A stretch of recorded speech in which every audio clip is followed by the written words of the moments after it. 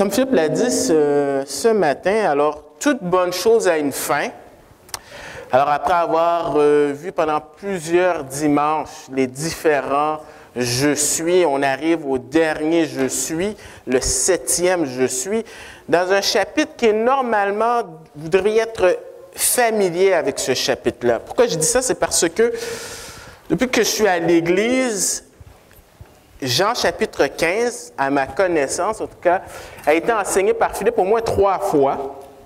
Et en début d'année, Philippe a prêché même 2 dimanches de suite sur Jean 15 pour parler du thème de cette année. Est-ce que vous avez une idée de c'est quoi le thème de cette année? Philippe, c'est quoi le thème de cette année? Est-ce que vous ne pouvez rien faire, s'attacher à Jésus? Et aujourd'hui, moi, je voudrais regarder surtout le verset 1 qui parle de la vigne. Je suis la vraie vigne. Et ce que je vous propose ce matin, alors j'ai intitulé mon message « La métaphore de la vigne ». Et j'aimerais voir avec vous 3 textes qui parlent de la vigne. Le premier texte, c'est dans le psaume 80, du verset 9 au verset 20. On va parler d'une prière de restauration pour la vigne.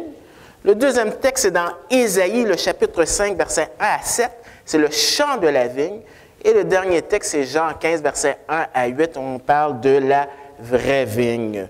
Mais juste avant, je vais prier. Père éternel, on a chanté que tu es grand. On a chanté que tout le monde puisse voir un jour à quel point tu es grand.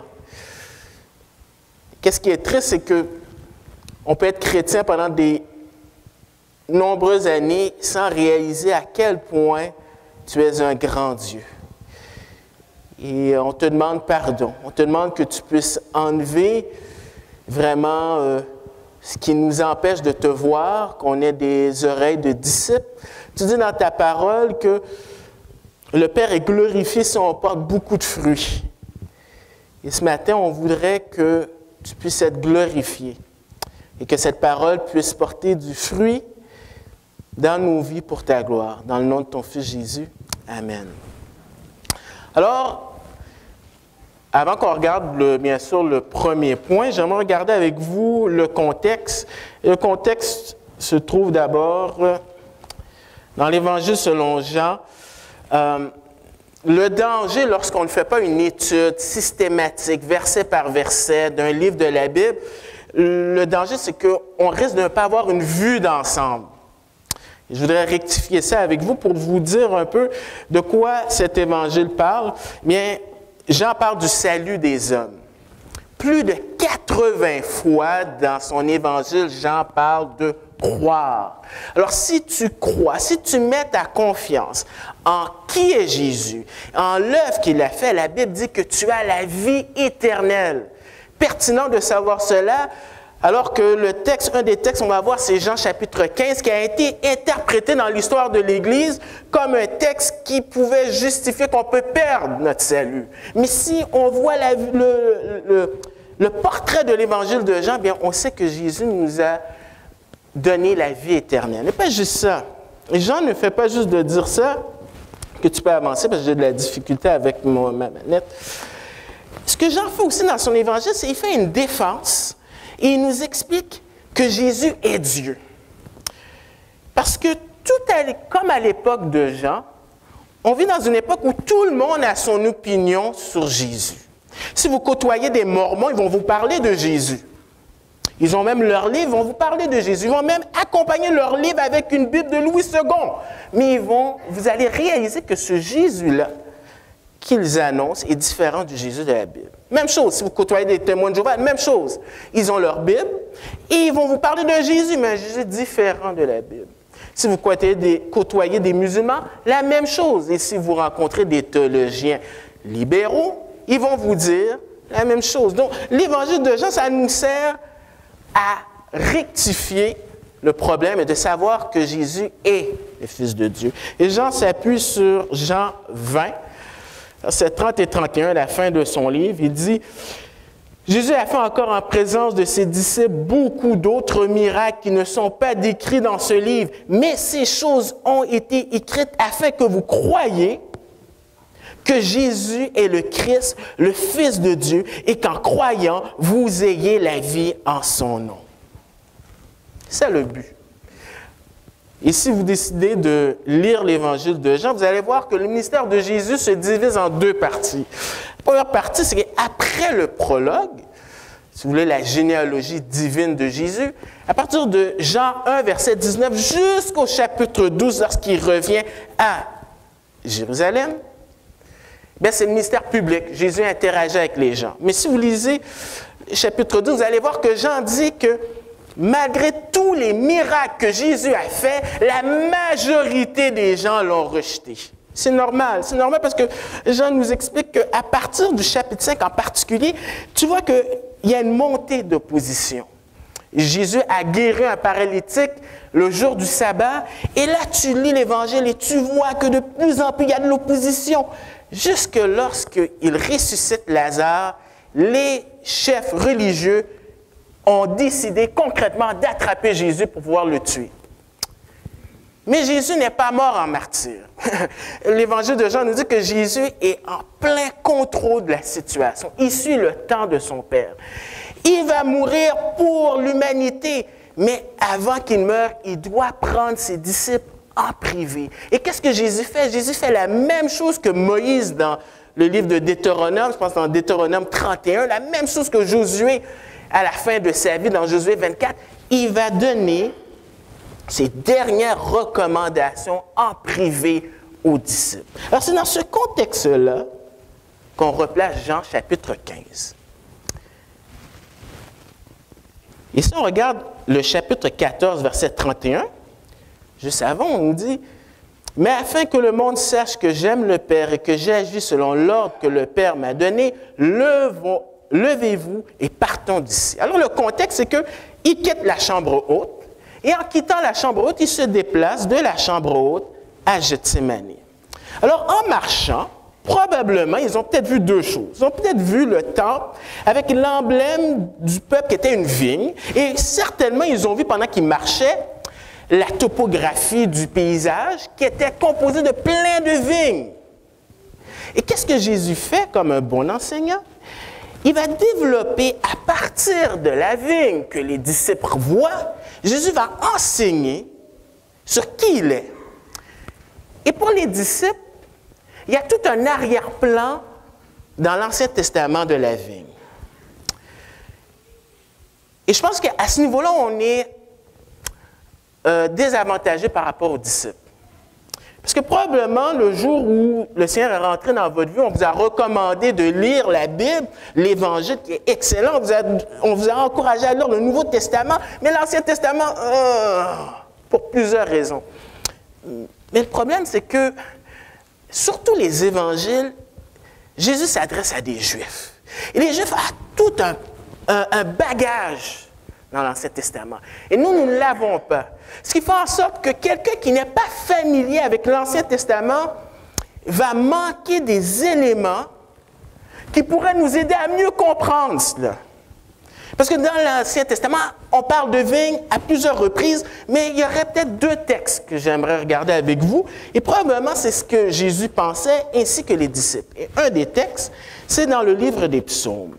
Alors, le psaume 80, du verset 9 à 20. Psaume 80, verset 9 à 20. Et j'ai demandé, pour ceux qui sont capables, je vais lire dans la version Louis II, de se lever debout comme signe de respect pour la parole de Dieu, et je vais lire du verset 9 à 20, le psaume 80. Alors, psaume 80, verset 9 à 20. Je lis pour vous. Tu avais arraché de l'Égypte une vigne. Tu as chassé des nations et tu l'as plantée. Tu as fait place devant elle. Elle a jeté des racines et rempli la terre. Les montagnes étaient couvertes de son ombre et ses rameaux étaient comme des cèdres de Dieu. Elle étendait ses branches jusqu'à la mer et ses rejetons jusqu'au fleuve. Pourquoi as-tu rompu ces clôtures, en sorte que les passants la dépouillent? Le sanglier de la forêt la ronge et les bêtes des champs en font leur pâture. Dieu des armées, reviens donc! Regarde du haut des cieux et vois, considère cette vigne. Protège ce que ta droite a planté et le fils que tu t'es choisi. Elle est brûlée par le feu, elle est coupée. Ils périssent devant ta face menaçante. Que ta main soit sur l'homme de ta droite, sur le fils de l'homme que tu t'es choisi. Et nous ne nous éloignerons plus de toi.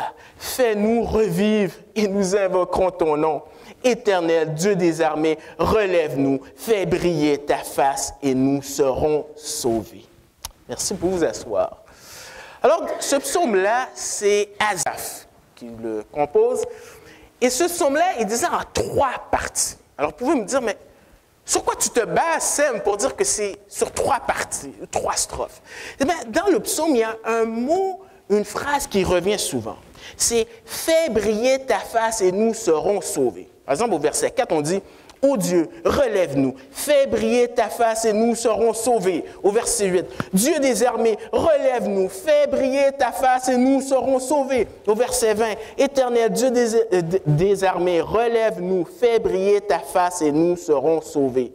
Alors, la section qu'on voit, c'est la section où est-ce que Asaph fait une prière de restauration pour la vigne. Pourquoi?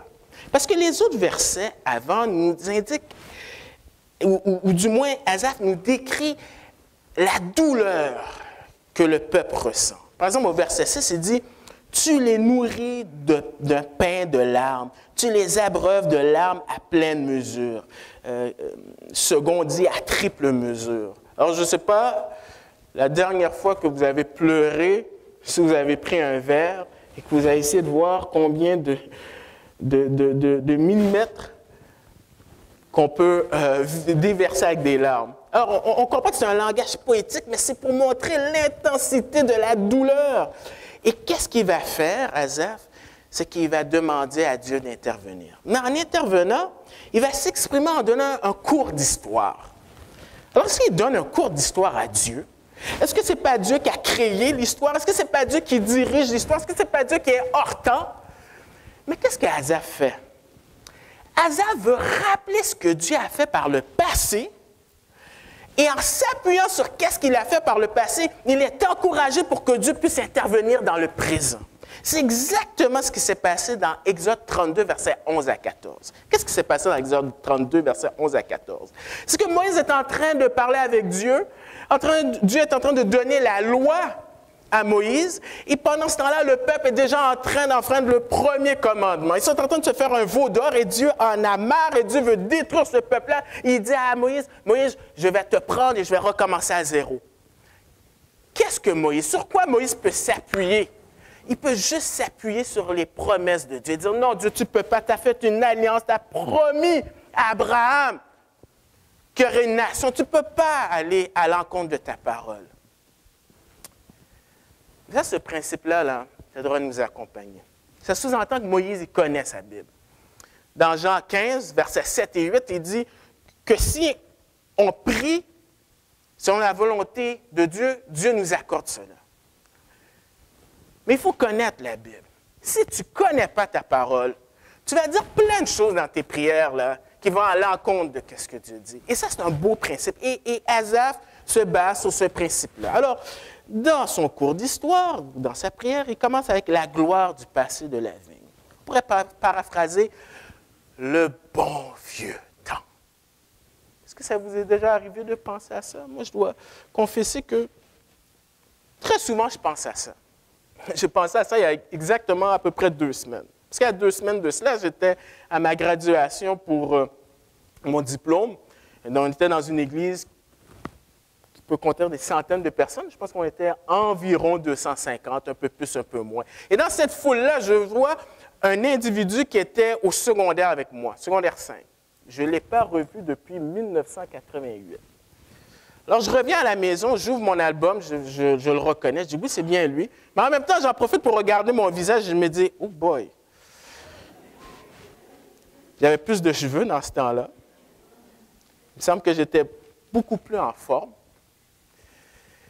Mais c'est un peu ce que Asaph fait. Il parle de la gloire du passé, particulièrement de l'Exode à la conquête. Il dit, tu avais arraché de l'Égypte une vigne. La vigne, c'est un symbole de plaisir. Parce que quand Dieu a fait la création, tout était bon. Et il a placé des choses pour que l'homme profite de ces choses. Et ça veut dire que pendant que le peuple d'Israël se trouvait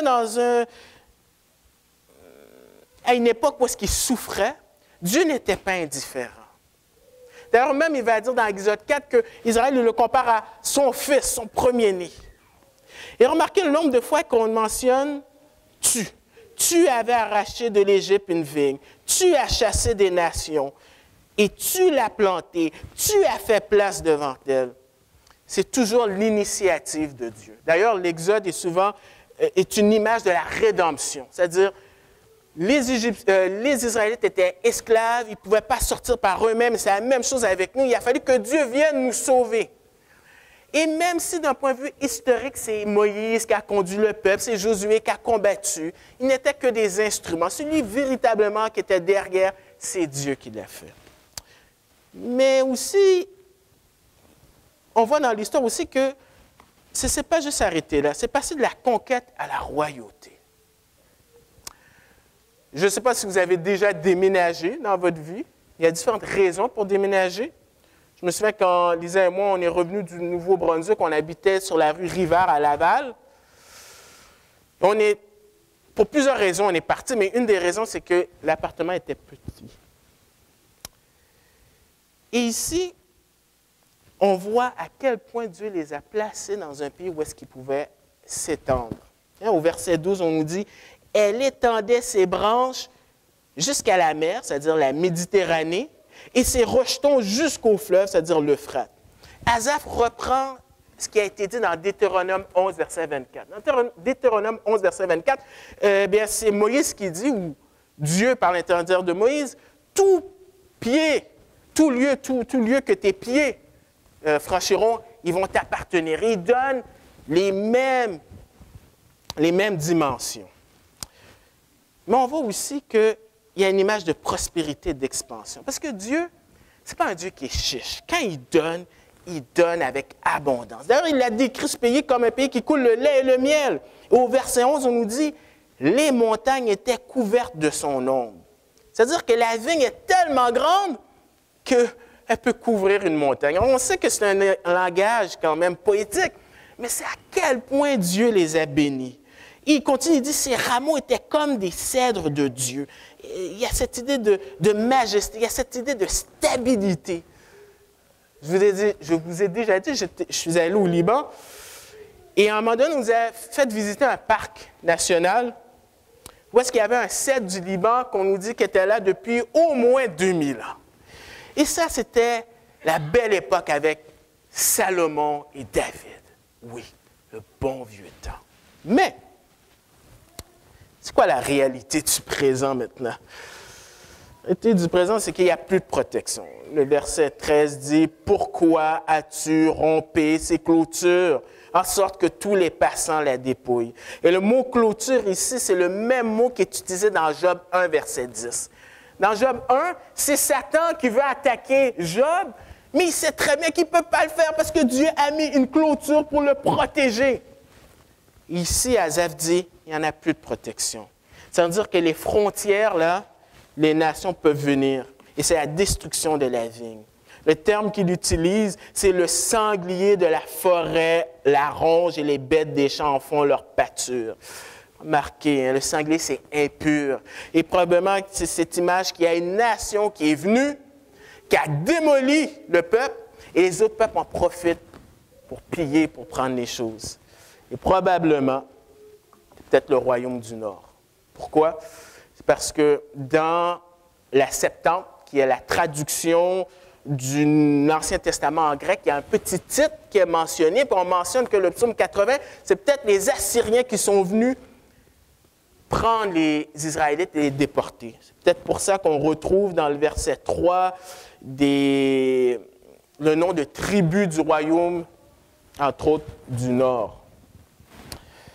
Alors, la situation, elle est grave. Et probablement qu'Asaph reflète cet événement-là. Mais quoi qu'il en soit, la situation est grave. Et qu'est-ce qu'il en est de l'avenir? Qu'est-ce qu'on peut faire quand tout va mal dans notre vie? Quand on n'est pas en contrôle? La seule chose qu'on peut faire, c'est de plaider pour que Dieu intervienne. Et c'est ce qu'il fait. Dieu des armées, c'est un terme que, tu vois, la puissance de Dieu, c'est un Dieu guerrier. Lui, il a la puissance d'intervenir. Reviens donc. Fais volte-face. Regarde du haut des cieux et vois et considère cette vigne. Et qu'est-ce qu'il fait? C'est qu'il plaide pour une intervention divine, encore plus spécifique, pour une protection divine. Protège ce que ta droite a planté et le fils que tu t'es choisi. Alors, probablement, dans ce contexte-ci, c'est le peuple d'Israël. Parce que dans Exode 4, verset 22, je vous ai dit que Dieu compare le peuple à son fils. Et dans Osée 11, verset 1, Osée relate l'événement de l'Exode et il dit « J'ai appelé mon fils hors d'Égypte ». Et finalement, qu'est-ce que le peuple peut faire? C'est une promesse, une prière du peuple.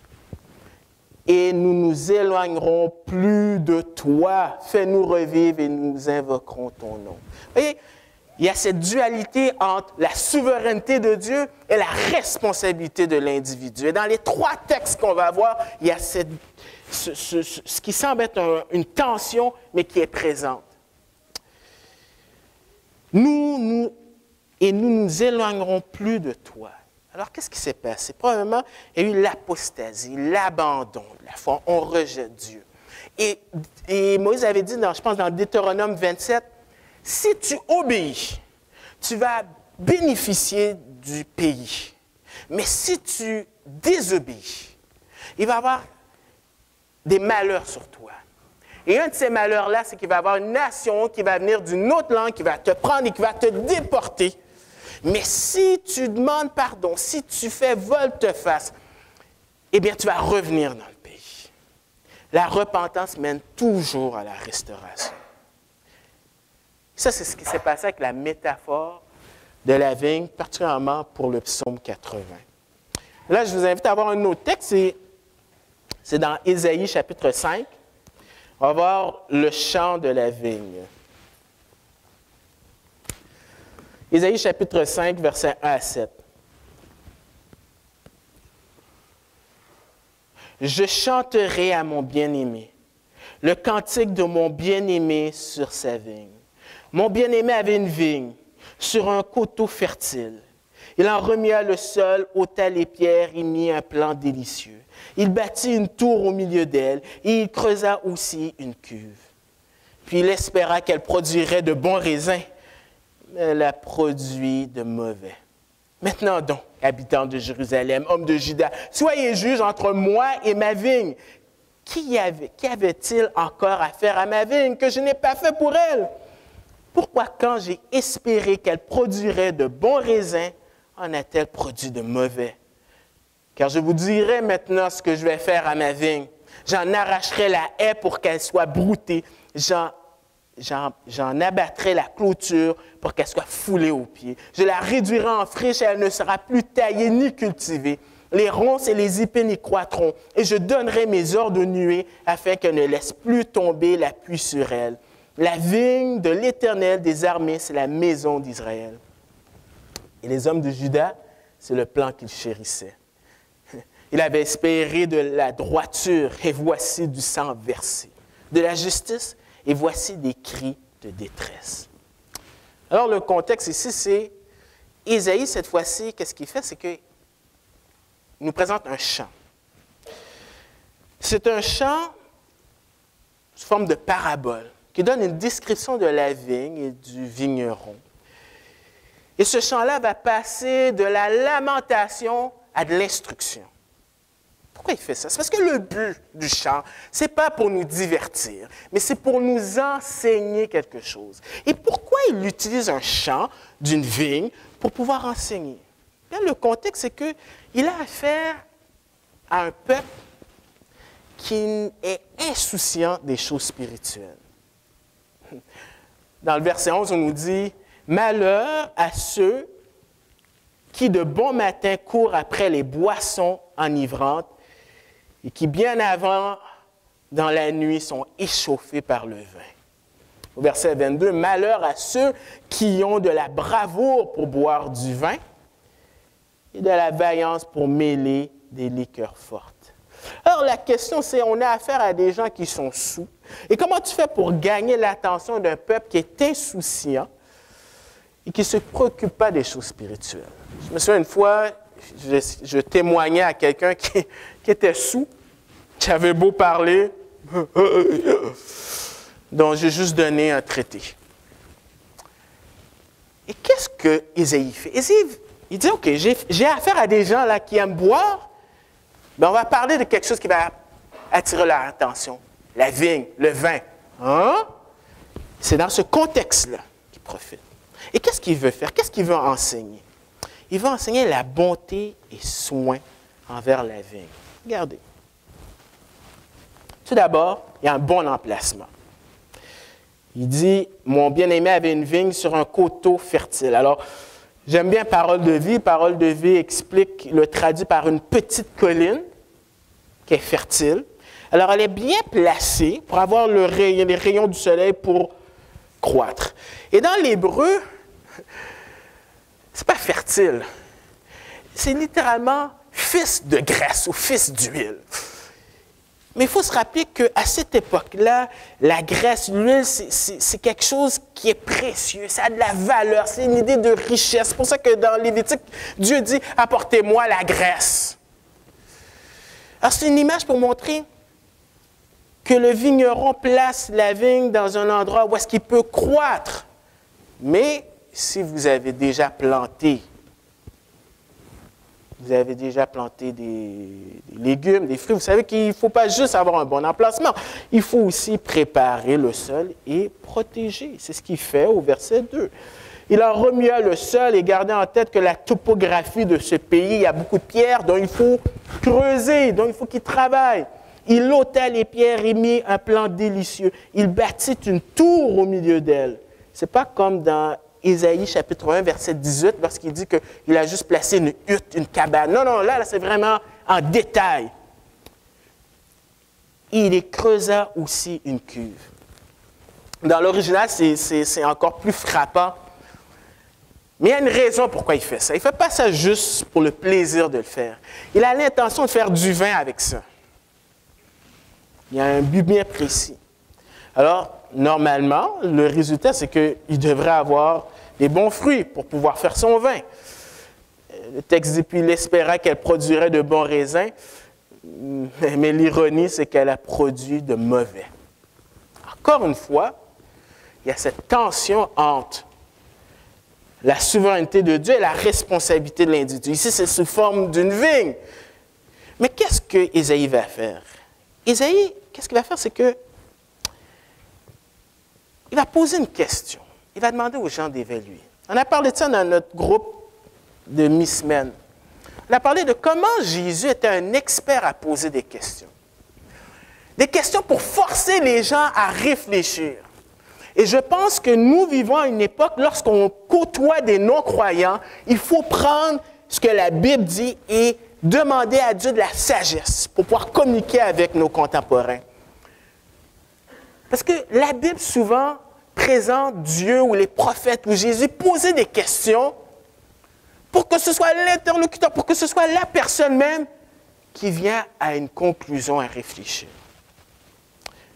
Sa question, c'est pour le propriétaire de la vigne et pour la vigne. Remarquez, il dit, « Maintenant donc, habitants de Jérusalem, hommes de Juda, probablement les leaders, soyez juges entre moi et ma vigne. Qu'avait-il encore à faire à ma vigne que je n'ai pas fait pour elle? Pourquoi, quand j'ai espéré qu'elle produirait de bons raisins, en a-t-elle produit de mauvais? » En d'autres mots, ce que Ésaïe veut leur dire, c'est, est-ce que c'est la faute du propriétaire? Non, est-ce que c'est sa faute? En sachant tout ce qu'il a fait. Alors, les gens, normalement, devraient dire, non, ce n'est pas leur faute. C'est la faute de qui, alors? C'est la faute de la vigne. Mais au lieu de dire, ainsi parle l'Éternel, je vous ai dit, le contexte, c'est des gens, ils sont saouls, ils ne veulent rien savoir, mais il pose la question pour la faire réfléchir. Et s'ils sont honnêtes, ils vont dire que c'est la faute de la vigne. Et le verset 7 dit, « La vigne de l'Éternel des armées, c'est la maison d'Israël. Les hommes de Juda, c'est le plan qu'il chérissait. Il avait espéré de la droiture. » Et dans l'hébreu, il y a un jeu de mots. Et c'est vrai que le livre d'Ésaïe, la littérature est vraiment extraordinaire parce que dans l'hébreu, il y a tellement des jeux de mots. Il y a un jeu de mots en droiture et sans verset. En hébreu, tu verrais la nuance. Il y a encore de l'ironie. De la justice, en hébreu, ressemble à cri de détresse. Donc, tous des jeux de mots là pour leur faire vraiment réaliser quelque chose. Et ce qu'Ésaïe fait, il n'y a rien de nouveau. Il y a d'autres prophètes qui l'ont fait. Un des prophètes, c'est Nathan. Alors, on va tourner dans 2 Samuel 12. Alors, peut-être vous ne connaissez pas l'histoire, mais un jour, le roi David a convoité une femme. Et pour la voir, finalement, il s'est débarrassé, pour faire une histoire courte, il s'est débarrassé de son mari. Et il pensait que tout allait bien. Mais il avait oublié, c'est ça le péché. Le péché nous fait oublier qui est Dieu. Le mensonge.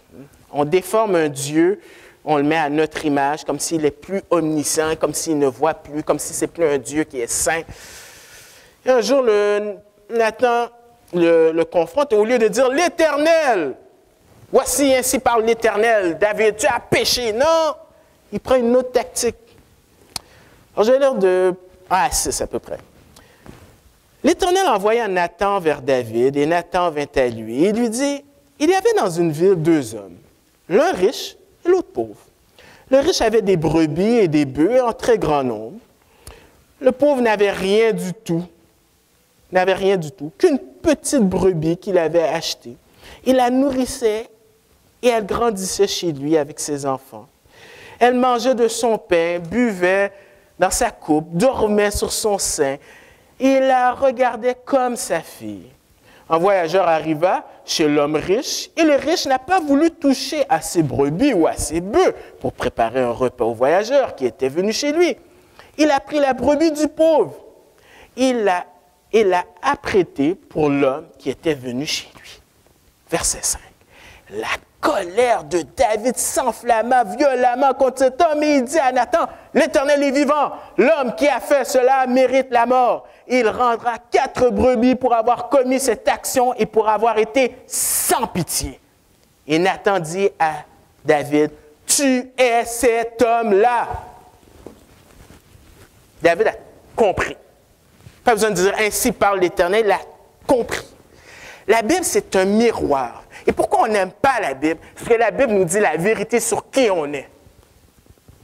Oh, je fais des requêtes de prière. Non, tu fais de la médisance. Oh, j'ai tiré la vérité. Non, tu es un menteur. Oh, je fais juste de loucher les yeux. Non, tu convoites. La Bible, ça dit la vérité et les hommes n'aiment pas la lumière. C'est pour ça qu'ils se cachent. C'est ça que Jean est en train de dire.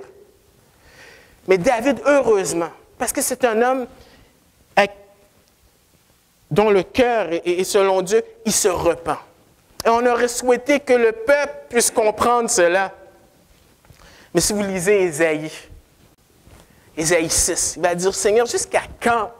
Jusqu'à quand que je dois dire ce message de détresse? On voit la rébellion du peuple. On voit que dans le livre d'Ésaïe, il annonce que le peuple de Babylone va venir et va les amener en déportation. Alors, le jugement, Dieu enlève sa protection. Je vous dirai maintenant ce que je vais faire à ma vigne. J'en arracherai la haie pour qu'elle soit broutée, j'en abattrai la clôture pour qu'elle soit foulée aux pieds. Pas juste ça. Dieu abandonne la vigne. Ça me fait penser à Ézéchiel quand il voit la gloire de Dieu quitter tranquillement. Verset 6. Et je la réduirai en friche, elle ne sera plus taillée ni cultivée, plus de vignerons. Les ronces et les épines y croîtront. Et Dieu n'accorde plus ses bénédictions. Et je donnerai mes ordres de nuée afin qu'elle ne laisse plus tomber la pluie. Donc là, on a un indice qu'on n'a pas un vigneron comme tout le monde. Quelqu'un qui peut contrôler la pluie, c'est Dieu. Et ça a tout un message. Dans l'Ancien Testament, je pense que c'est, encore une fois, dans Deutéronome 27, les bénédictions, une façon de savoir que tu seras béni, c'est qu'il va envoyer la pluie. Et quand tu es désobéissant, une des conséquences, ça va être la sécheresse. C'est pour ça que Élie, lorsqu'il rencontre les prophètes de Baal, c'est dans un contexte de quoi? Il y a un jugement, parce qu'il y avait la famine, il n'y avait plus de pluie. Donc, il perd ses bénédictions. Donc, ça, c'est le champ de la vigne. Et là, on va terminer avec la dernière illustration. C'est dans Jean 15, la vraie vigne, versets 1 à 8. Alors, maintenant qu'on a une idée de qu'est-ce que les disciples avaient en tête, maintenant, on peut mieux apprécier ce que Jésus va dire. Je suis le vrai cep, mais ce serait mieux traduit vigne. Je suis le vrai cep et mon Père est le vigneron. Tout sarment qui est en moi et qui ne porte pas de fruit, il le retranche, et tout sarment qui porte du fruit, il l'émonde afin qu'il porte encore plus de fruits. Déjà, vous êtes purs à cause de la parole que je vous ai annoncée. Demeurez en moi et je demeurerai en vous. Comme le sarment ne peut de lui-même porter du fruit s'il ne demeure attaché au cep, ainsi vous ne pouvez pas non plus si vous ne demeurez en moi. Si je suis le cep et vous êtes les sarments. Celui qui demeure en moi et en qui je demeure porte beaucoup de fruits, car sans moi, vous pouvez peut-être le souligner, sans moi, vous ne pouvez rien faire.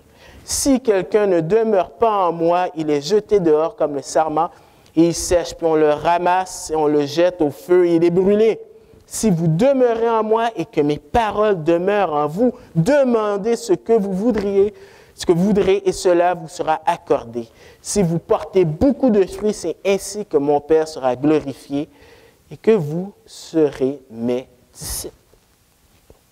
Donc, comme j'ai dit, Philippe en a déjà parlé en détail. Donc, si vous voulez voir en détail, on a un site. Il y en a qui ne le savaient pas, mais vous pouvez voir, c'est en début d'année. Donc, il y a 2 parties. Okay? Moi, je vais quand même mentionner quelques éléments. Il y a des symboles qui sont mentionnés. Le premier, c'est que Jésus est la vraie vigne. Donc, en sachant ce qu'on a su de l'Ancien Testament, on voit que Jésus, lui, contrairement au peuple, il est fidèle. Contrairement au peuple, c'est lui qui fait le plaisir à son Père. C'est ce que Jésus, ce que les évangiles nous disent dans Matthieu 4, dans Matthieu 17, Dieu le Père qui dit, « Voici mon Fils bien-aimé en qui j'ai mis toute mon affection. » C'est pour ça que Matthieu va dire dans Matthieu 2, il va prendre le texte d'Ésaïe et il va dire, j'ai tiré mon Fils hors d'Égypte. Donc Jésus est vraiment le vrai représentant. C'est lui qui est le Fils de Dieu. Et nous, lorsque nous mettons notre confiance, on est greffé en lui. Mais l'autre symbole, c'est qu'il y a le Père qui est le vigneron. Dans l'original, c'est un mot intéressant, c'est une combinaison de 2 mots. Ta terre et ta travail. Alors, celui qui cultive et qui doit s'occuper d'une vigne, bien, on a affaire à un vigneron. On n'appelle pas un mécanicien pour réparer une vigne. On appelle un vigneron. C'est lui qui est l'expert. Il va travailler pas sur le Fils, parce que pour le Fils, il met toute son affection. C'est pour nous, les croyants, les branches. Et le but d'une vigne, comme on l'a vu dans les autres textes, c'est de porter du fruit. Et le fruit, là, dans la Bible, là, il y a une confusion parce qu'on fait une différence entre le charisme et avoir du fruit. Ce n'est pas parce que quelqu'un a du charisme quand il prêche, ça veut dire qu'il y a du fruit. Ce n'est pas parce que tu as une église de 50 000 personnes que ça veut dire que nécessairement c'est une église avec du fruit. Si vous êtes chrétien depuis assez longtemps, vous avez certainement connu des personnes qui étaient en avant, qui avaient du charisme, mais qui n'avaient pas de caractère. Et dans Galates, chapitre 5, au verset 22, il dit « Mais le fruit de l'esprit, c'est l'amour, la joie, la paix, la patience, la bonté, la bienveillance, la foi, la douceur, la maîtrise de soi. » Et vous savez, quand Paul dit de choisir des anciens. L'emphase n'est pas mise sur leur fonction. Oui, il y a une fois on parle qu'il faut qu'ils soient un bon enseignant, mais c'est sur le caractère. Parce que ça prend du temps de former du caractère. Et le vigneron, il est un expert dans ça. Verset 2 et 3, il dit par émondage. Différentes façons que le vigneron travaille. Des fois, Hébreux 12 nous dit que quand on est désobéissant comme un bon père, il nous châtie pour que ça puisse produire du fruit à la fin. Une autre façon, c'est par la parole. La parole de Dieu, c'est 2 Timothée 3, 16, 17, dit que la parole est là pour nous instruire, pour exhorter. Parce que cette parole-là, elle nous parle, puis elle fait son travail. Mais des fois aussi, Jacques 1, verset 2 à 5, dit des fois, on n'a rien fait de mal, mais Dieu met des circonstances dans notre vie pour nous forger, pour qu'on soit parfait. Donc, il utilise différentes façons. Une des façons, c'est en demeurant en lui. Il y a cette notion de relation. Ce n'est pas pour rien que la Bible parle du mariage comme une image entre Christ et son Église.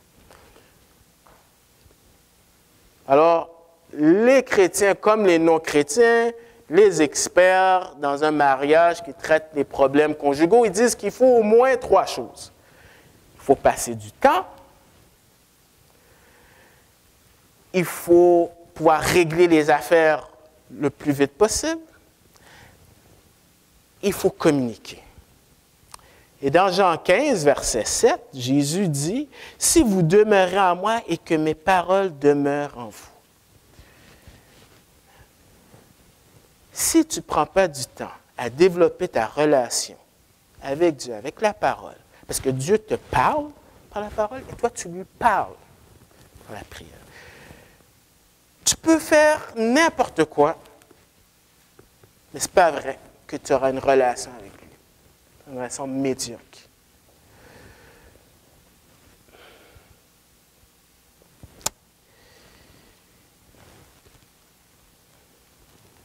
Ça, c'est le but du croyant.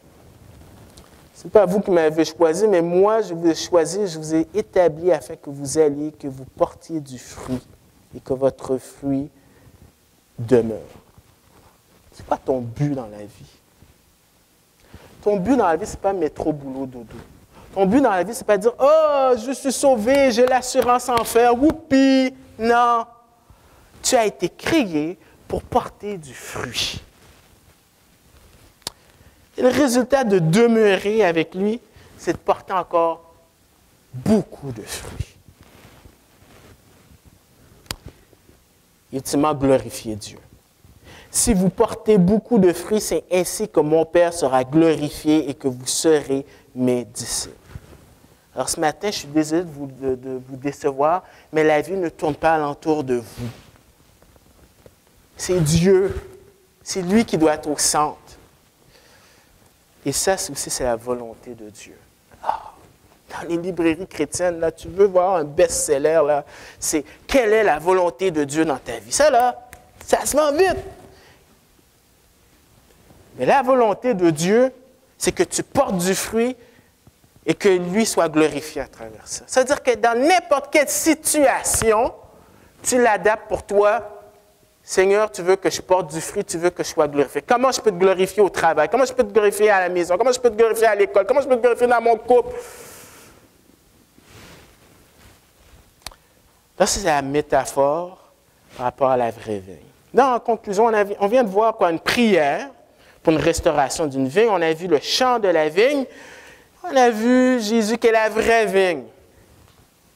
Qu'est-ce qu'on peut conclure de tout cela? Il y a un contraste. C'est clair, il y a un contraste entre la vraie vigne, la fidélité de Jésus, et l'infidélité du peuple. C'est clair, c'est évident. C'est pour ça vraiment qu'il dit « Je suis le vrai cep. »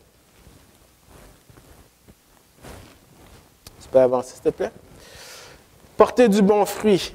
Israël ne pouvait porter du bon fruit par lui-même. Remarquez, il ne dit pas produire, il dit porter. Vous savez quoi? Ce n'est pas juste Israël. de même, nous ne pouvons nous-mêmes porter du bon fruit. Et c'est dangereux dans une église quand tu fais de l'activisme. C'est tellement dangereux. Là. On a un programme là-bas, il faut qu'on fasse nos 56 points dans notre programme. Puis à la fin de l'année, on a réussi. Bravo.